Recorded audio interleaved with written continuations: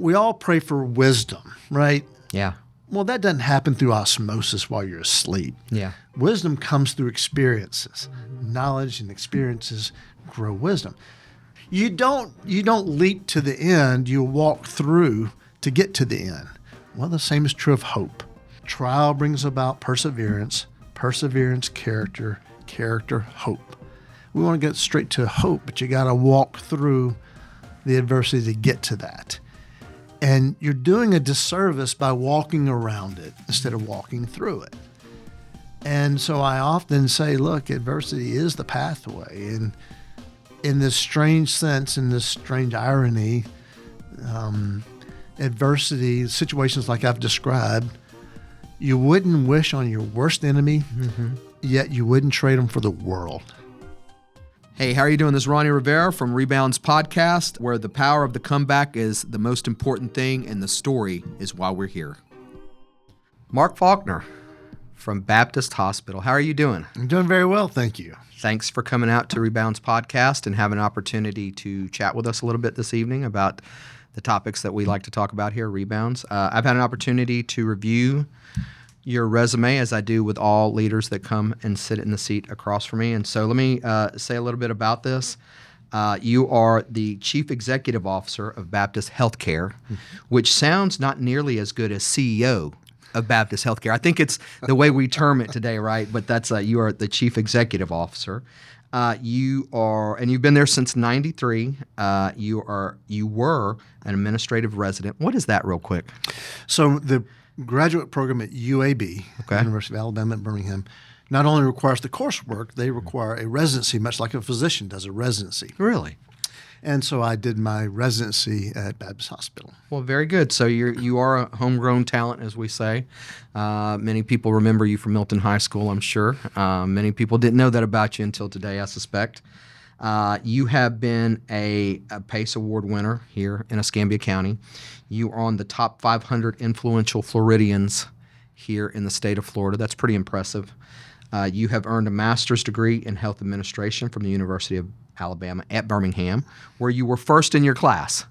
That's pretty impressive, by the way. Thank you. You were magna cum laude in your master's program there as well. And so is that something you knew you always wanted to do, or from a fairly early age? Because that's a pretty direct path. Well, that's a great question. You ready to dive in? I am, actually. I did not anticipate that, but I am. One other thing, though, before I move on. Sure. And this is something I think that's very important to your resume, and I teach this at home and have taught this at home to my daughters since the earliest of times. Always use your blessings for good. Always use your power for good. And I think that's impressive. Did you, from an early age, know that this is what you wanted to do? I did not. I like you said, I grew up in Milton. Went off to the University of Alabama in undergrad and worked for the dean in the business school to help put myself through school. And it was my junior year in undergrad, and I had still not declared a major. Really? And frankly, I had struggled. And the dean said, Mark, you still hadn't declared a major. I said, yes, sir. So it was time to make this decision that people ask when you're a teenager or even younger. What do you want to do? I don't know.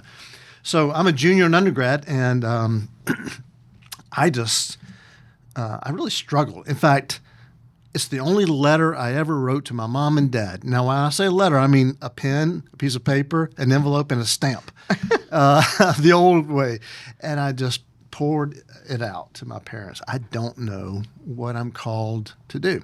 Yeah. So I started interviewing people in insurance and banking, accounting, financial planning, in the business realm. I know and enjoyed that. But I was home and I interviewed folks at Baptist Hospital and said, what's your career like? What's a day like? And I knew then that's what I was called to do. I love the business aspect, but also like the opportunity to impact people. Not that accountants don't, bankers, they all, we all do in different forms and ways, but it really resonated with me, a career that involves people's lives. And from that point, decided this is what I needed to do. But I also understood God didn't care as much about what I did as he did who I am. Nice. And it was fundamental to me to be true to myself and true to my faith and my upbringing. And so I think that brought clarity, and the rest is history. Well, listen, we're very impressed. Number one, you are the best guest that I've ever had dressed in a suit at this place ever. And so we'll say that for sure. But one other thing that before we get started on this, recently my wife had an opportunity to spend some time at Baptist Hospital with her mother that is now deceased and deceased in that care, Parkinson's. And I will tell you the level of comfort and care of the individuals of Baptist Healthcare is amazing, and it starts with leadership at the top. And so certainly from my wife's perspective, I want to say thank you for the things that you do at that hospital for sure. Well, I'm sorry for your loss. Yeah. Hospitals are a place of joy Yeah. and new life and hope and Yeah. healing, and sometimes a place of sadness.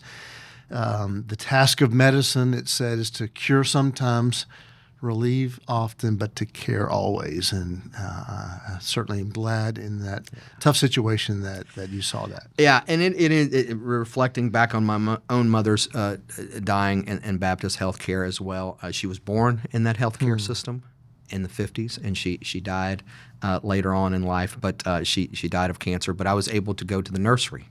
So when Mom was having chemo, I spent some time in the nursery. That's what you do, right? When somebody you're looking for that next life. So anyway, we appreciate the things that you do there, and let's kind of start talking about this. For listeners that do not know Mark Faulkner, who are you?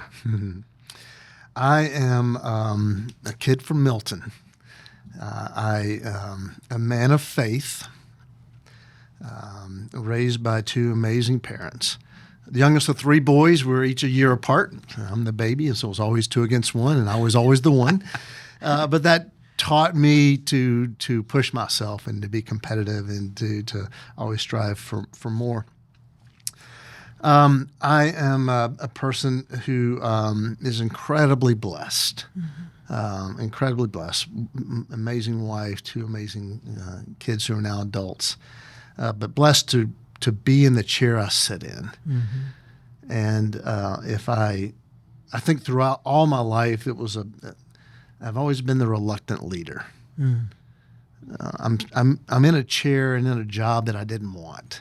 I've been in this chair almost 14 years now as CEO, and been with Baptist, like you said, since '93. But just found my way into this role and appreciate the importance of it and the significance of it as a locally governed, locally led healthcare system and the responsibility that goes along with that. So, in summary, I know who I am, and I know what I'm called to do. I know I'm called to live a life worthy of God's blessings and to draw others into His kingdom. Where are you at right now in your career? You're 14 years in. Where would you say you're at in your career currently? People ask sometimes that question in a different way. Sure. When are you going to retire? Or, what's next? Yeah, right, right. And I always say, I don't know. I don't have a date. I sort of see life in thirds. The first third of life is sort of preparing, right? As you're going through your upbringing, school, and choosing a career, and your marriage, kids, and the second third is feels like it's on autopilot, where you're in a career, you're trying to make an impact in your community and your family, you're raising up kids, and then you get to this last third, God willing, and you say, all right, now what's next in a post-career type of setting? I'm not ready to flip that page yet. I'm 57 years old. I'll be 58 in a couple of months, but I am thinking through, what would be next. I like to do a lot of things other than work, but most of that's kingdom work, and that's being involved in the community, which I get to do while I'm in my job as well. Yeah, that's tough thinking about leaving the position for anybody at this level that is into building communities. It's hard to think about leaving because what will you do next? I mean, maybe it'll be a smaller, but why do you do the work that you do? I think it's to lift a community, one patient, one family at a time.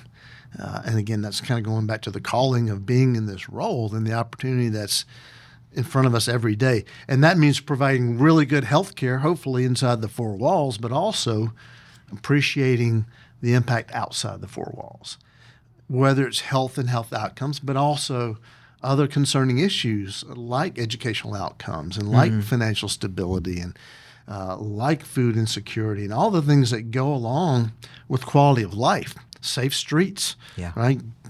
They all matter to quality of life, and healthcare touches all those, and all those touch healthcare. And so when I think about the role we serve as a community-based provider, I think of it in those terms. We're also the second largest non-governmental employer. We employ about 4,500 people. Navy Federal is the largest, good for them and good for us. But I think about the impact that has. And so when I think about my role in the community, my role at Baptist, I always look through the lens of the community. You said earlier, and I want to unpack it just a little bit before we move further, and I just feel called to do so. To be honest, we were talking about it, but you feel very called to your faith to do the work that you do. Is that correct? Yes, absolutely. And fortunately, Baptist Healthcare is a faith-based organization, grounded and rooted in the faith community, born out of the faith community here locally, dating back to 1951. We're 75-year anniversary this year. And so for that and the values of the organization, and it just fits who I am. Sure, I could have worked probably at other places and that are more secular in nature, but I don't think I would have been as fulfilled as I am now. Nice. When people first meet you, what is something that they may not know about you? I'm an introvert. Really? Yes. Oh, yeah.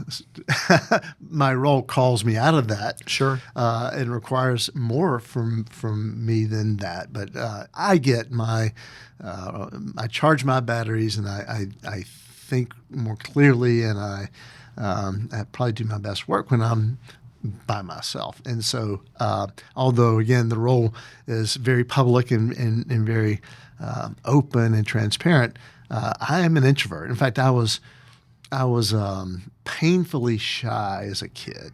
Really? Oh, yeah. My mom used to literally have to hang me over the fence of our neighbor to make me play with other kids. I just wanted to be home with my mom and my brothers. And yeah. And so I kind of going back to, that reluctant leader thing. Yeah.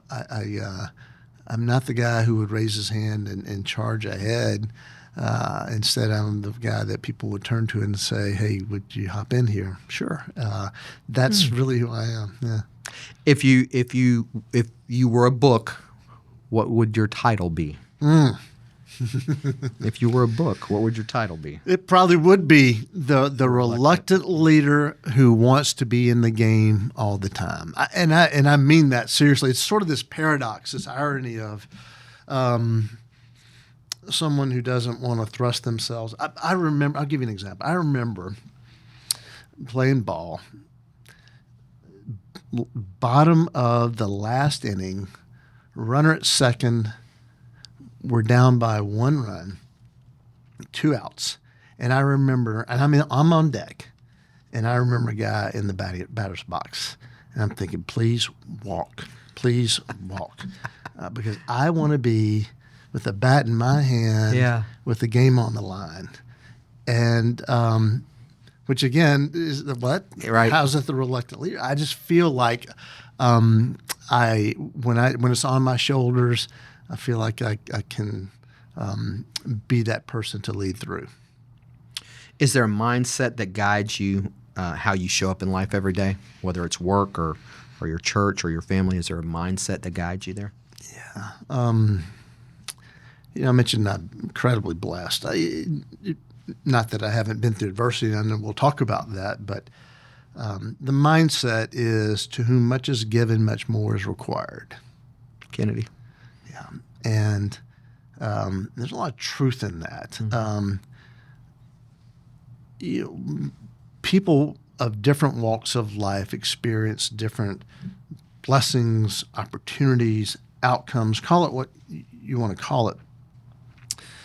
But I think the mindset for me is, what a shame to squander that. And sometimes, you're going back to that young age when people would ask, what do you want to do with your life? And I always excelled academically, and it was always told to me, Mark, you can do whatever you want. Mm-hmm. And I sometimes felt like, I really wish they wouldn't say that, because that creates responsibility on me to convert on that, to leverage that, to fulfill that potential, and at the same time, the risk of squandering that potential. And so it's not that I ever lacked confidence, but it was that, that guiding principle of my life. These opportunities are here. You're here to do a work for a reason, and you better be responsible in that. And before we move on to this segment, which is really kind of why we're here, is the problems that you've overcome, I do have to ask this, because that's a huge burden for someone to have, especially at an early age. Was that instilled by your parents? Was that instilled by your faith in God? I mean, where did you get this type of burden? That's a huge burden for a person to carry. It was kind of all the above. It was my parents. Yeah. It was my teachers. Yeah. It was my coaches. It were my influencers, mentors. I never ever heard anyone in my life say, Mark, you can't do that. And so I never had this burning desire to prove somebody wrong. Instead, I had a burning desire not to prove them wrong, in the sense that I didn't accomplish what they thought I could. That's fascinating. It's just sort of the reverse. Yeah, incentive, just the if you will. yeah, absolutely. Yeah. We may have you on another show just to talk about that alone. Yeah. I mean, that's a lot in and of itself. But let's kind of look at the setback and the challenges that you faced. We've all faced storms in our life. Can you tell me about one or any that have shook you to your core? There have been many. As a kid, in high school, college, different phases of life. I probably some of the more recent ones, dealing with COVID, the challenge of moving a hospital. But I would go back to one memory in particular. I had been CEO for about a year, and we had a very unfortunate incident where our CFO at the time had a drowning accident in the bay. Yeah, you might recall that. I do. Yeah, 2013. And with that, in the circumstances, I had to make some hard personnel decisions in the midst of that sadness, and which resulted also in the departure of our chief operating officer. So when you lose your CFO and your COO and you're the new CEO, how are you going to figure your way out? And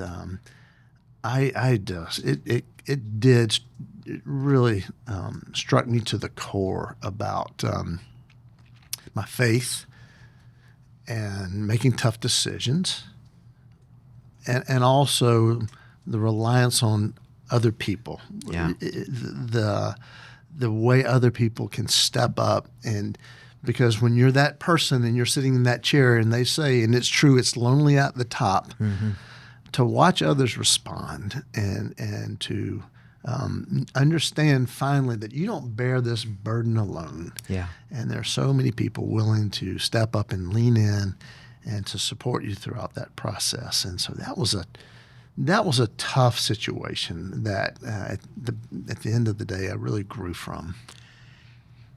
Take me back to that moment. Let's start with that. Take me back to that moment of the drowning.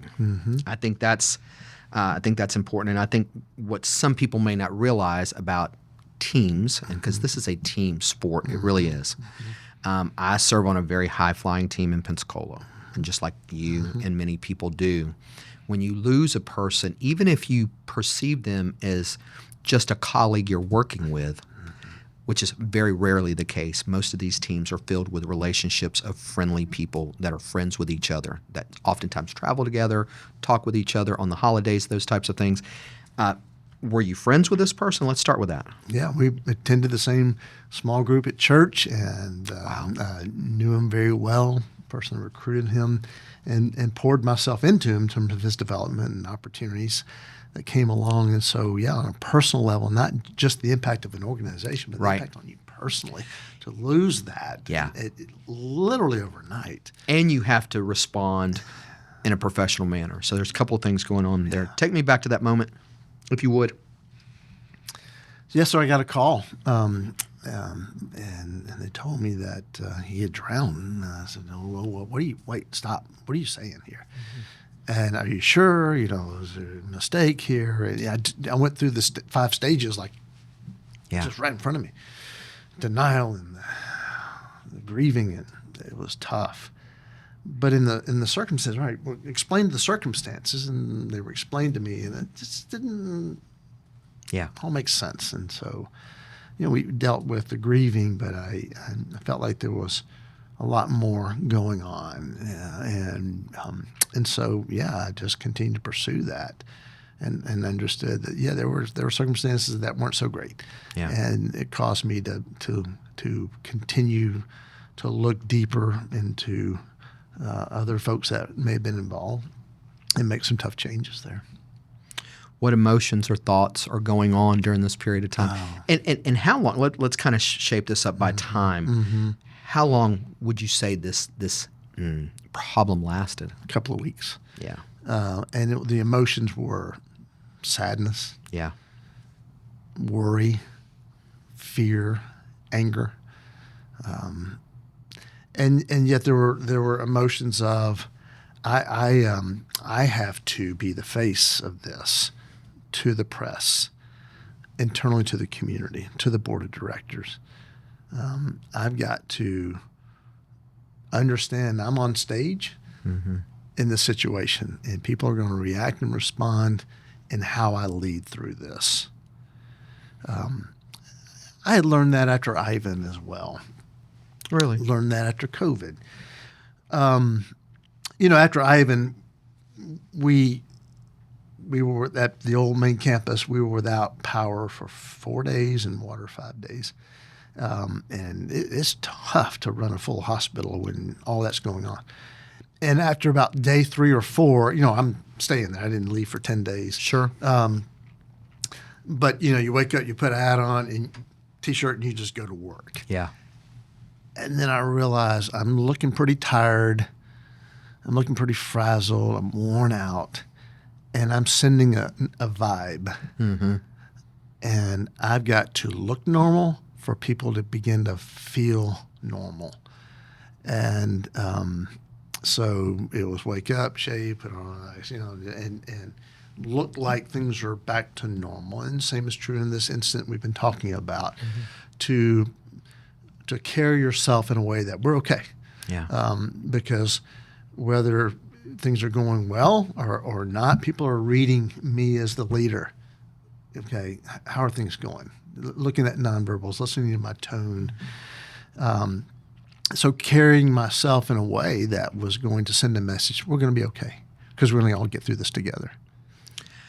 I think for some of our listeners and watchers of this podcast, I think and I hope that this reaches an audience of people that are going to be leaders or they want to be leaders and they're trying to overcome an obstacle to be a leader. I think a lot of times people discount the amount of time that a leader is on.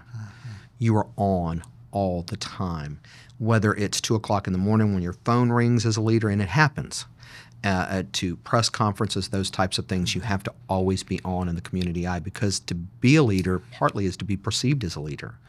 And so I think that's part of it. And so what you say resonates with me, certainly. Let's go back to this for a minute. This 2-week period here, you've got a board of directors, you've got a community, you've got a lot of people that are looking to you for answers. Was there ever a time where you thought, man, this is completely out of control? No. Good. Not once. An organization is always bigger than the individual, and that includes me. Yeah. And so there was never a moment, never a time when our culture was fractured. There was never a time when our values were in question. It was simply, we're going to navigate through this together. How did this affect the people around you? Even your family, friends, anybody on your team, how did this affect these people? I think it was a gut punch for so many of our leaders. Yeah. And just the shock of it all and the disappointment and the sadness. And it causes you to be introspective. this couldn't happen to anybody. Yeah. Life is so fragile, and in a moment we could no longer be here. And so we had some good conversations in that regard. It's always good to be introspective and think about where you are in your life and are you accomplishing what you're here to accomplish. And then, to think through that and to respond in a way, okay, well, how am I going to help Mark lead through this? How am I going to help the organization lead through this? And so I think it was a bit of a rallying cry. You talked a little bit earlier about your faith. Tell me a little bit about how you leaned into your faith during this period. Oh, probably, it sounds interesting maybe to say this, no more than usual, because I'm always reliant, right? In moments of crisis or whether there's calm waters or rough waters, nothing changes about the course you're on. Your boat might get rocked a little more or less. But, my faith is strong because not of myself, but because of what I believe is God's faithfulness. And that didn't change. Didn't change yesterday, today, or tomorrow, in crisis or not in crisis. And so I found myself in those moments knowing that He's got it and we'll get through this. Looking back, what lessons did you learn from this process? That you can make it through anything. I think that what I learned, I actually had a board member tell me this. She said, at that age, which I was probably 45 at the time. That's a young leader, by the way. In my opinion, that's a young leader to be in that sort of process. It was, but there was so much adversity in my career leading up to that point. Yeah. She actually said, Mark, you have been, at this age, you've been through a career of adversity. Yeah. And I look at that as, what a blessing. Yeah. What a blessing. Because not only have I gone through a compressed series of adverse events, it allowed me to accelerate resilience. Yeah. Before we move on to the next segment, I do have a couple of questions about COVID. You spoke a little bit about COVID, and I would like to know, tell me about that a little bit. Because that is obviously a huge national story. If I recall, you told me earlier that we were one of the very first cases in the state and in the nation. Tell me a little bit about those early days. Yes. For you as a leader and for the organization. Absolutely. So it was March 4th, 2020, and we learned that we had our first presumptive positive case, and there were 3 others in the state, and they were in Tampa. A few on the West Coast, Seattle, California, Chicago. I actually have a picture on my phone of the map, a little bubble graphs, and there's little old Pensacola with a bubble. A gentleman had been on a Nile cruise, got exposed to the virus, came home, came into the hospital and was very sick and passed away. I watched him in the ICU struggling, and very sad situation. And I think I had been hopeful that, this is a little thing. It's West Coast. We'll get ahead of it. It's not going to spread. And then, we had one. And then it went a couple of weeks, nothing. And all of a sudden, here they come. And as you might recall, those early phases were very, very sick patients. I do recall. Viruses do what they do. They mutate to become more contagious and less virulent.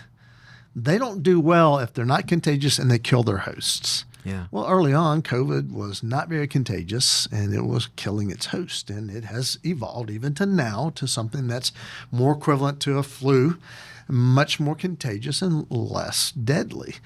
But in that first phase in 2 and 3 and Delta, Omicron, all these phases, it was making a lot of folks very sick and unfortunately resulting in the death of a lot of the people around us. I worried about our people, first of all, our staff, because we were trying to find protective equipment from the masks and the gowns and all the things we were doing to protect the front line, because if the front line goes down, we cannot respond to a community need. And fortunately, it was amazing. And we had nail shops donating boxes of masks. We had Home Depot calling me saying, "Hey, can you stop by?" Yeah, I'll get everyone in N95. Yeah, all the outpouring of the community was amazing, and we're all in this together and trying to figure this out as a community, as a nation. And we navigated that. It was tough, and oddly enough, healthcare became public health. Yeah. It was really strange. In your field, if someone comes to the hospital in the ER and they've been in a car wreck, right, and we're taking care of that incident in the ER, we're not asked, did they run a stop sign? Were they speeding? Did they get rear-ended? What happened to cause the car wreck? We're just there to deal with the victim. Sure. Law enforcement and coroners, all the others deal with what happened in that case.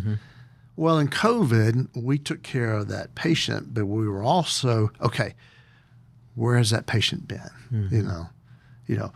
How are we doing contact tracing? Do we know what's going on here and there and there?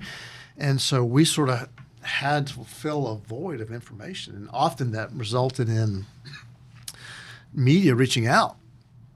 What's going on? And we wanted to be very transparent. When Zoom was becoming a theme, I was like, all right, sure, they want me at 2:00. I'm available. They want to speak to me now, get them on the phone. Here's what's going on. We have 120 patients, 25 are in ICU, 7 are on vents. We were very transparent. Here's what's actually going on. Hey, it's getting better this month. We're seeing a downturn. Oh, we got another spike. Just so that we can be the voice to the community. Here's what we think is happening here, because what's happening here is not St. Louis, it's not New York, it's not Seattle. And so we wanted the community to know how things were going on. Another thing that happened early on, because of the nature of the situation, I couldn't leave the front line. We sent everybody home overnight. We're sending office personnel and billers and coders, and they can work from home. Figure it out. We're gonna. All right, you're now working from home. And I stayed home for a few days. I can't do this. Yeah, I cannot. No. I love my wife, and I can spend all day with her, but I can't, in good conscience, sit here. So I went back to work. And I remember coming in one morning, and on my desk was a handwritten note. Thank you for coming in every morning. We notice. And coming back to that on-stage thing, those are the types of responsibilities you bear, and in the difficult moments especially. Again, I think sometimes would-be leaders, people that want to be in these positions, they sometimes may not understand that the place that you work really is much more like your house, and it's a weird thing. Once that switch flips inside of you, and you're the leader of Baptist or the sheriff's office or wherever it may be, this really is a lot like your house. And so I often see leaders. They will walk by. A friend of mine's vice president of a company here. I won't name the company today, but he's vice president of a company, and we were outside in the parking lot. They have several different locations, and he picks up a piece of trash. This was years ago, probably 20 years ago. And I just remember thinking at that time, this guy's a vice president, and he's collecting trash. And I didn't understand why. And later on, we'd have dinner a few months later, and I asked him about that incident, and he said, well, it's just like I would at my house.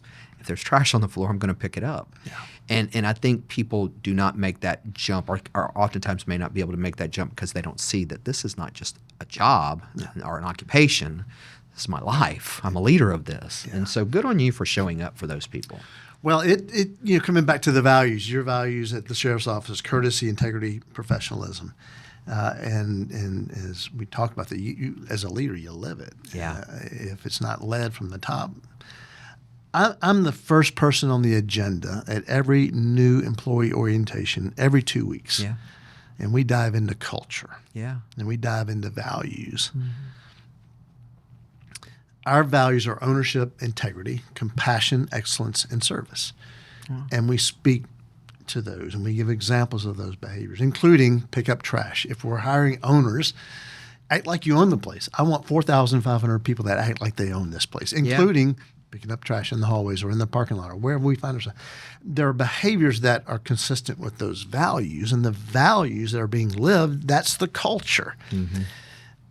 My mom and dad, we had values in our home. Now, they weren't 5 words stuck on a refrigerator, but I knew what was expected out of me. Right. No to this, yes to this, more of this, less of that. And I would not have abided by those expectations if my parents didn't, right? That's hypocritical. Yeah.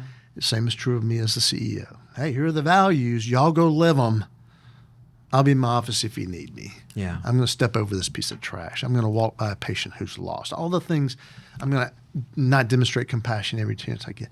And so I think it's important, again, as the leader, you're, again, always on stage. And so people are watching me. And I tell them in orientation, look, the minute you see me violating a value, you don't have to live by them either. Nice. Take me back to COVID for a second before we move on, because I'm actually personally interested in this. How did you guys know in those early days that this could be something more than it was? And in fact, it did turn out to be something more than it is. How did you guys know that? I guess you were getting guidance from the state or national level or whatever. Yeah. How does that work? And was there conversations between other hospitals? How does that? There were. The State Association, Florida Hospital Association, who I still serve on the board. I just got back into town literally a few minutes ago. That's right. From meeting with the Florida Hospital Association. And so, yeah, we were networking what's going on in Miami, what's going on in Jacksonville, Tampa, us, and talking about not just the trends, but the treatments, the physicians, the clinicians, and trying to understand, is this a real thing? Is this really going to be? But March the 5th of 2020, I got a call from Senator Rick Scott. Okay. It was a Saturday morning. And he said, Mark, I heard you got your first. Yes, sir, we do. And how's it? It's not looking good. He said, Mark, you need to take this seriously. I said, oh, tell me more. He said, yeah, this could be really bad. Well, here's a senator who has intel I'll never be exposed to. Correct. From other nations and other sources. And when he says you need to take this seriously, it was a call to action. Not that we weren't, but it just validated that. And then we began to watch the trends. We saw what was going on in New York. We saw what happens when it gets into a nursing home. We saw what happens when it gets into a community. It was not behaving like normal viruses do. It was within a few weeks. Again, we had our first. We didn't have another one. I'm thinking, okay, maybe we're going to avoid this. And then they started coming in more and more. And we filled up. And I'm like, this is going to be bad. Yeah. You have faced a lot of adversity. Mm-hmm. You've had some team members that have passed. Mm-hmm. You've had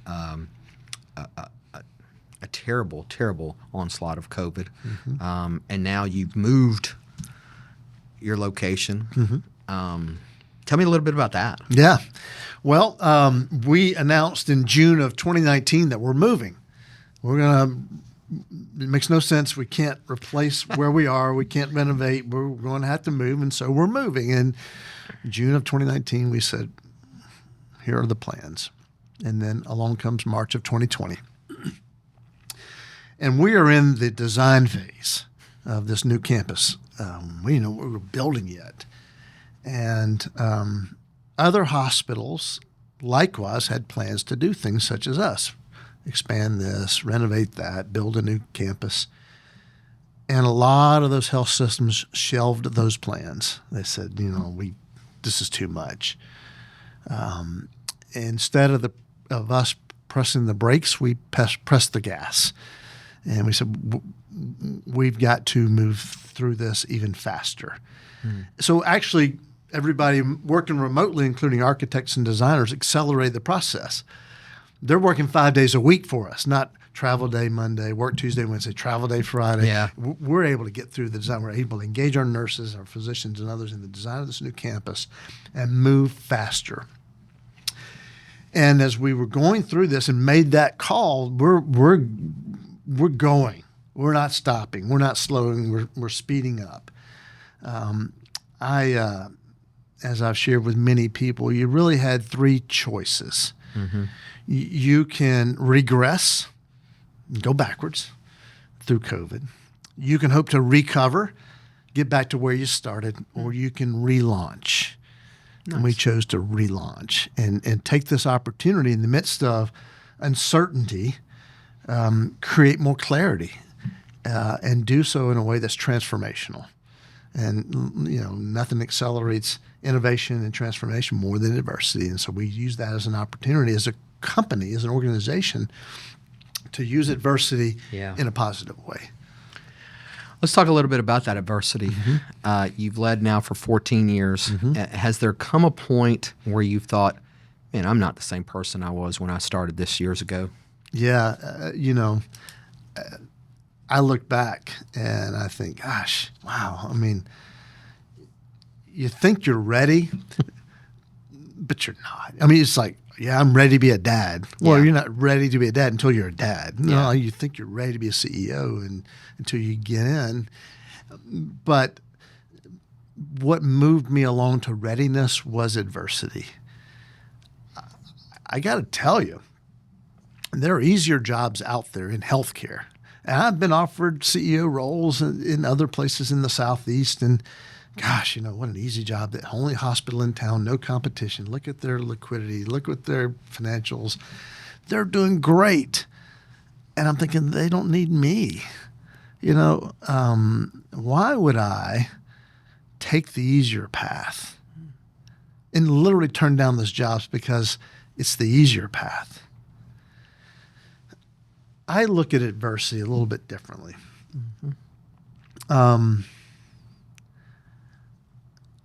Instead of the obstacles are in the way, I see the obstacles are the way. We all pray for wisdom, right? Yeah. Well, that doesn't happen through osmosis while you're asleep. Yeah. Wisdom comes through experiences. Knowledge and experiences grow wisdom. I pray for patience. And when I do, my wife tells me every time, here comes somebody pulling out in front of you in That's the car. right. Yeah. You don't leap to the end, you walk through to get to the end. Well, the same is true of hope. Trial brings about perseverance, character, hope. We want to get straight to hope, but you got to walk through the adversity to get to that. And you're doing a disservice by walking around it instead of walking through it. And so I often say, look, adversity is the pathway. And in this strange sense, in this strange irony, adversity, situations like I've described, you wouldn't wish on your worst enemy, yet you wouldn't trade them for the world. You wouldn't want anybody else to have to walk through what you walked through, but if you had to do it any differently, you'd do it the same way, because how you grow through that. Now, if you choose to get bitter about it instead of better about it, then you might not say that.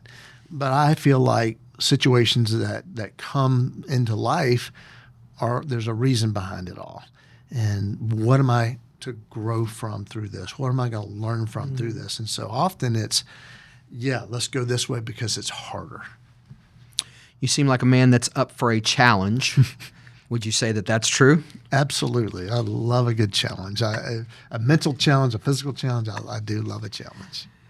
What does rebounding look like from situations like this for you personally? From COVID, obviously you took this very serious. You've moved a location. You've had staff members that have departed untimely. What does a rebound look like for you behind the scenes when it comes to these types of things? I'm going to use, if the sheriff, Chip Simmons, can use a football analogy, I'm going to do the same. Fair enough. So I went to Alabama, right? Coach Bear Bryant used to say that, there are 120, 140 plays in a football game. But there's usually about 5 or 10 that actually determine the outcome. That's right. A lot of truth in that. It could be a called play, like a third down blitz or a fake punt. It could be an uncalled play, like a fumble, Yeah. an interception, pick six, a blocked punt. But there will be a handful of plays that actually determine the outcome. And you never know when those plays are coming of the 140 plays. I told my kids this. I've told a lot of youth this. Life's a lot like this. Life is full of decisions. But there are about 5 or 10 that really determine your outcome. 5 or 10 situations that really determine your outcome. Some of them are called plays. What career am I going to choose? Spouse I'm going to choose. What I put my faith in. Some are uncalled plays. I went too far with my girlfriend. I drank too much and got behind the wheel. Yeah. And so you're going to have big decisions in your life, and some are going to be situations you didn't control. They just entered into your life and your situation. You've got to respond to that. And then some you did control, and you made the wrong choice. Regardless, learn through it. In the Sheriff's Foundation, we do the Blazer Academy. You may know it's a statewide award-winning program. We often brag on it. I certainly do. And we tell the boys the power moments. Those power moments, like there's only 4 or 5 of these big power moments, and you better be up for the challenge for each one of them. And that's why we teach them every time somebody walks in the room, stand up, shake their hand. You never know whose hand you're shaking. You just have no clue. And so those power moments, like you talk about, there's only a few of these big decisions that kind of, it's not what you ate for breakfast. It's whether you shook somebody's hand or not, or maybe not so much. And so that becomes that power moment. Let me ask you, what are kind of small wins for you that give you the momentum to say, hey, things are going to change, or I'm changing these things, or I'm moving forward on these things? What are those kind of small wins when you see them as a leader? I love to see young talent develop to further their own career aspirations. When the chair I sit in, and maybe the reason I didn't really want this job is because you get too far away from the work, right? The bedside. And when you're up at a macro level, you can look right beyond what's really going on. And so for me, those small wins are those interactions with patients. Like just a little while ago, I got a text from somebody who's in the ER and things are looking good, and it might not be a bad situation. The people are treating them wonderful. That's what we do for a living. And those daily affirmations, those are the small wins. They're going to go home okay tonight because they went to our ER and we cared for them. The moments with our people, our staff. I was just not too long ago walking in, and I parked far from the front door, one of the furthest away. Walking in, I'm thinking all these cars that our employees own are made possible because of their job, right? And they've got a mortgage, or they've got an apartment, or they've got aspirations for their kids, and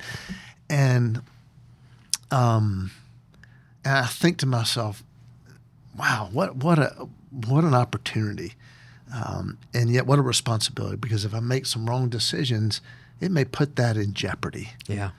And so I think about the impact of the organization on our patients, on our team members, and on our community, and I look for those indications that we're on the right track.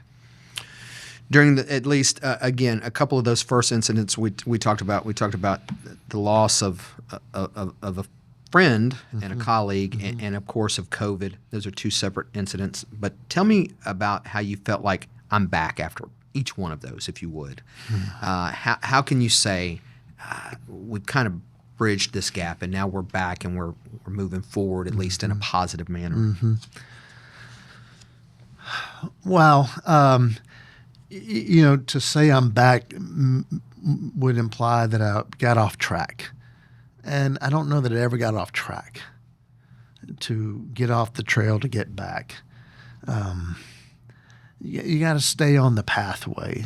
Now, when you're bailing a boat, it's hard to say we're going to go this way, right? It's sometimes you got to pause and you got to bail the boat before you can get back up to on plane, so to speak, using a boat analogy. in the sense that if you got a rudder, you're not tossed about by the winds and by the seas. And so it's deer season. I'm a deer hunter. I love the outdoor. I'm an avid outdoorsman. If you're on a blood trail and you're trying to find a deer and you lose the track, I can't find it. What do? You go back to the last spot where you were on track. That's right. So to me, if I feel like I'm getting off track, where was I last on track? Was it a small group? Was it a Bible study? Was it my prayer life? Was it my relationships at work or with my spouse? Where was I when I was back on track? Let me get to that moment. That's a great answer. Let me ask you this. What are some of the strengths that you've discovered about yourself during this process of being CEO, Baptist Healthcare? I don't know if it's a strength, but it's a trait, and that is humility. I just find, I think anyway, and it's just me, maybe, but I find humility is an endearing trait to leadership. It doesn't work in all organizations and in all career sectors, but in healthcare and in not-for-profit healthcare, in particular in faith-based, I think it's important to be humble. I think it's important to not believe your own press releases, not get caught up in your own importance, if you will, and to always remain true to who you are. I dropped off my truck to get some work done on it over in Pace, and a middle school, high school friend of mine who runs this auto mechanic shop fixed my truck, and I went and picked it up, and I was, small talked and all this, and I was getting in my truck, and he said, "Hey, Mark," he said, "thanks for never changing who you are." And I think that meant more. I've thought about that the whole ride home, and even since then, I hadn't seen the guy in 20 years. Yeah. And after the small talk, he's like, "Yeah, he's still Mark from Milton." Right. Which brings me to the next question. I guess maybe you've answered it, but how do others see you?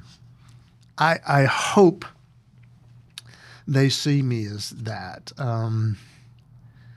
I carried this personal mission around for over 25 years. My mission to live a life that brings glory to God and draws others to His kingdom, and my values of integrity and humility and devotion, compassion, service, wisdom, and discernment. But to answer your question, the very last page of this small little document I have in my hand, how I want to be remembered. When did you write it? 25 years ago, you say? It was 25 years? 2000, it was around 2000. Yeah. Okay.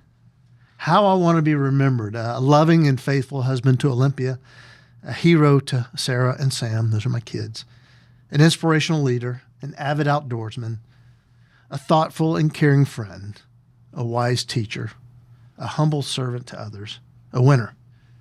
And I hope one day when they put me in my grave, they stand from a podium or by that graveside and they say, "Yeah, yes to all those." You'll be assured that if I'm there, that will happen. Thank you.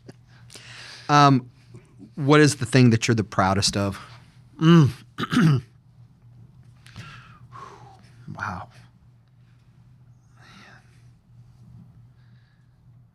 It would be so weird to say I'm proud of my humility. Isn't that sort of an oxymoron? Yeah. I would say that I'm proud of the impact I think I've made on other people, because a million years from now, that's the only thing that matters. It doesn't matter how a hospital performs, or it doesn't matter, what's in your bank account. It doesn't matter. What matters is, did you impact people for good in your time on this earth? Amen. What do people misunderstand the most about leadership or coming back or any of those types of things? I think I'll start with the way you started, the CEO, Chief Executive Officer. I think there's a misunderstanding of what that role is. And maybe part of it's perpetuated by bad CEOs. Sure. And I bumped into the former Senate president this morning in Tallahassee. She's from South Florida. She calls me the un-CEO. She does. It's a great term. I guess it is now because she coined it. And because I think I don't necessarily fit the mold of a CEO, maybe. I don't know. Because I think leadership is not what people sometimes envision. You know, the powerful one, the decision maker, the one that barks out the orders. And no, I don't, you know, it's not my style of leadership. I am much more attuned to the servant leader mindset. And so I think, at least in my experience and in my field, that's what leadership is to me. It may not work in the military, and it may not work at IBM or Goldman Sachs, or different cultures and different businesses that may require different leadership styles. But in my realm, I think that's what's required.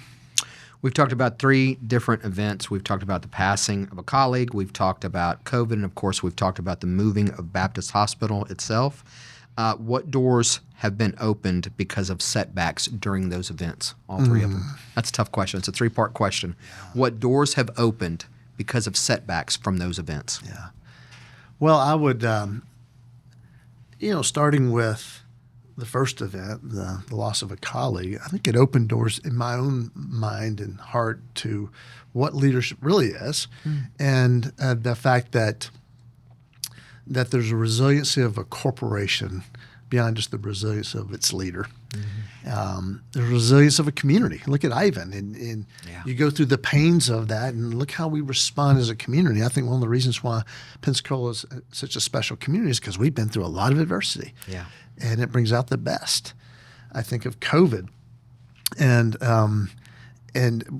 opened doors to me of having a larger role in the community as an organization, and being a trusted source for health care and for information. I think that vaulted us into a different position because of the way we responded as an industry. And then finally, in the move of the hospital, I think it opened doors to elevating the quality of life in our community. If we would have paused, we'd still be in that old campus. Yeah. The reality is, and I had our contractor tell me this a few years ago, he said, Mark, we had just opened. It was 2023. We moved to the new campus, September of 2023. A few months later, our general contractor, Brassfield and Gorey, bumped into them. They said, I want you to know something, Mark. What was that? He said, we just bid a project half the size of this, same price. Same price to build a hospital that's half the size because of the explosion of supply chain and cost of construction and materials and labor.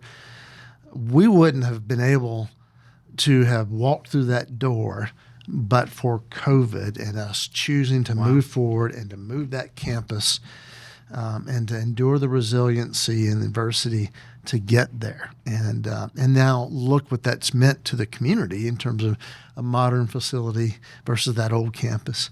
And also the ability to donate that old campus to the city that can now become hopefully something special to live for generations to come as well. If you could talk to Mark Faulkner on the day that you walked in as CEO, what would you say to him? I would say, you're not ready. And I would also say, but lean on your instincts, lean on your faith, lean on other people.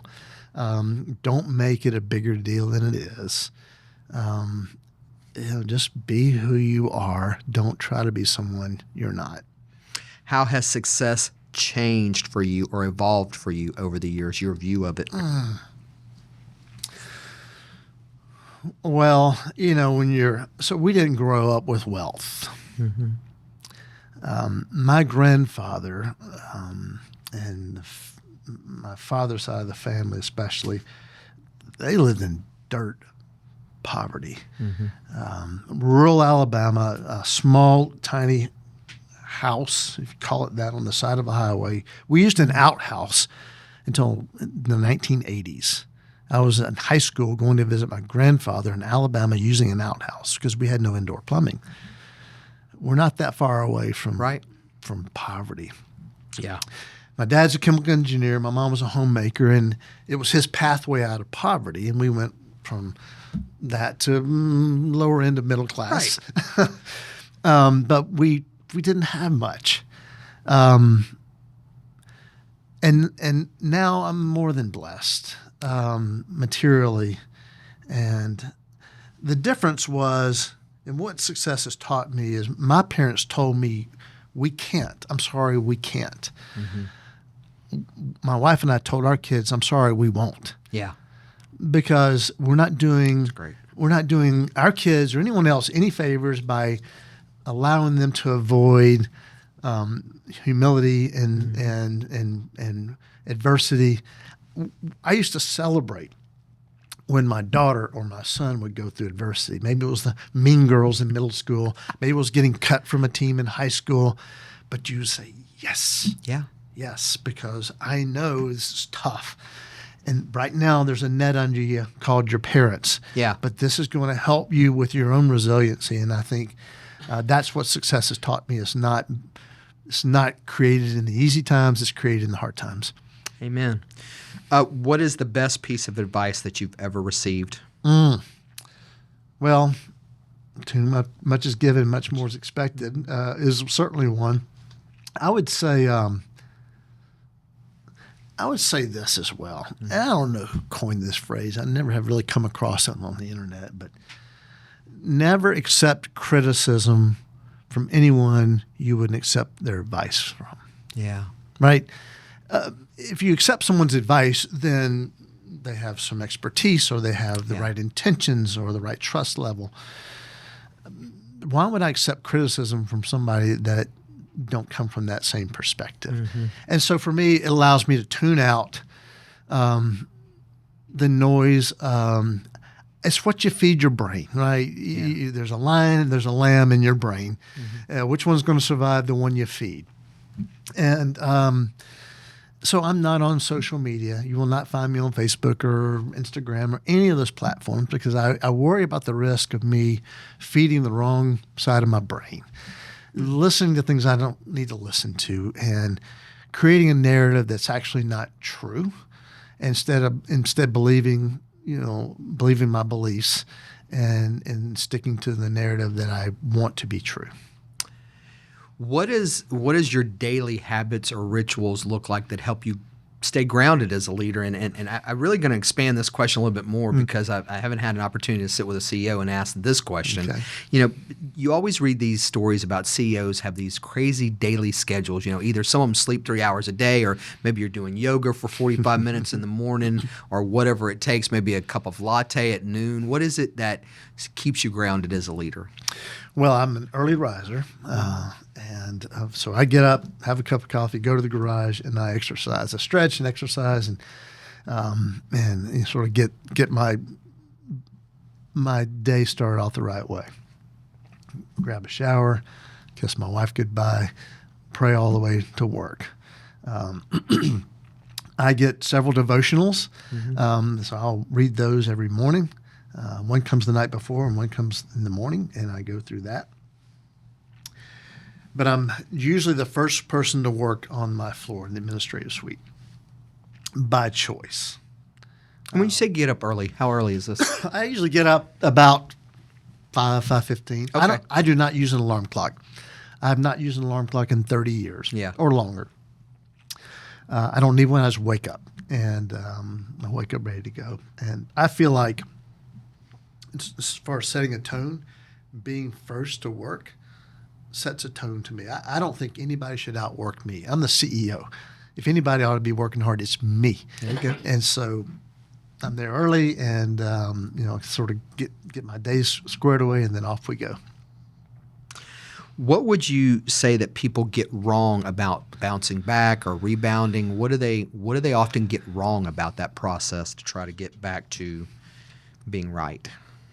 I think not learning from the experiences, not spending time reflecting on what you've just gone through, believing that you're a victim, even though things might have not been within your control, and you perhaps were in some sort of way, thrown into a situation.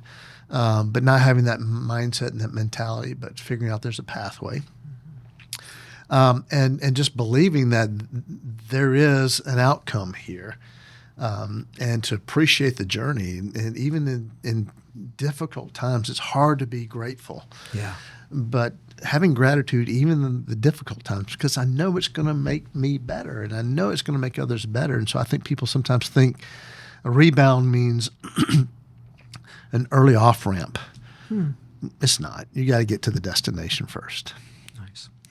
We got a couple more questions. We're going to wrap this up here soon. We've kept you quite a long time this evening, and we certainly do appreciate it. But what would you say to somebody that was listening right now that feels stuck in their own situation, their own prior to rebounding?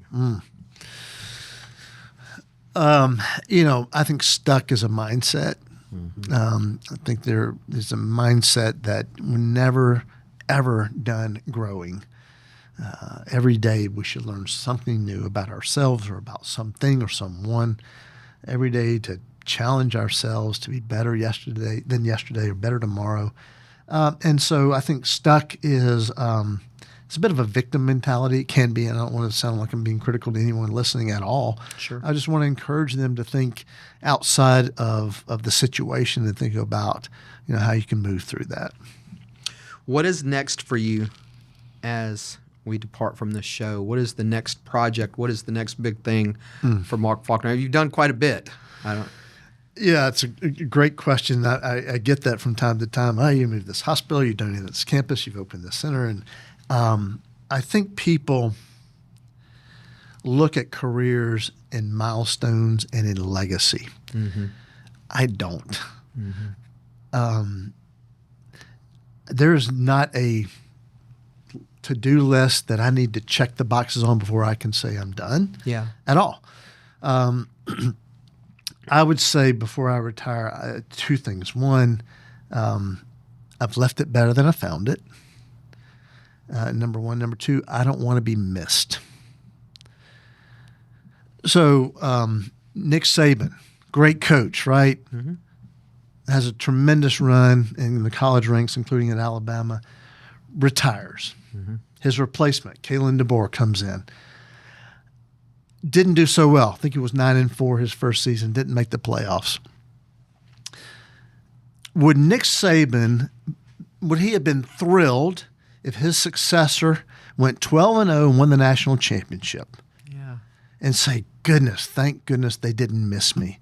Or did he sit back on game day and say, see, it's harder than it looks?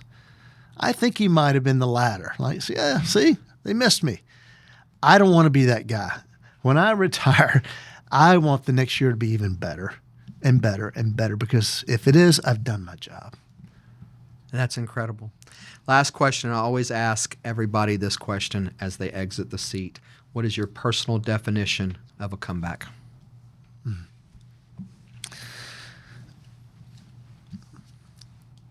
I think a real comeback isn't just enduring and getting back to where you were, getting back on the right path,